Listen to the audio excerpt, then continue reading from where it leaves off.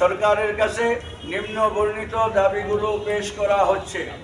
Number 1, 2018 ও 2024 সালে টঙ্গীর ইজতেমার ময়দানে এই নৃশংস হত্যাকাণ্ড সহ নানা সন্ত্রাসী কার্যকলাপের দায়ে সাতপন্থীদের সকল কার্যক্রম নিষিদ্ধ ঘোষণা করা হোক।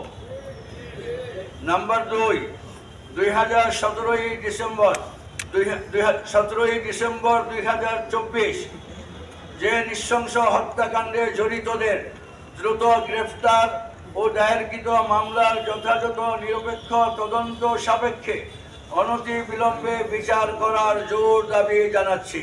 নাম্বার 3, এই দাবি আদায়ের লক্ষ্যে আগামী 10 জানুয়ারি শুক্রবার দেশব্যাপী বিক্ষোভ কর্মসূচি ঘোষণা করা হলো।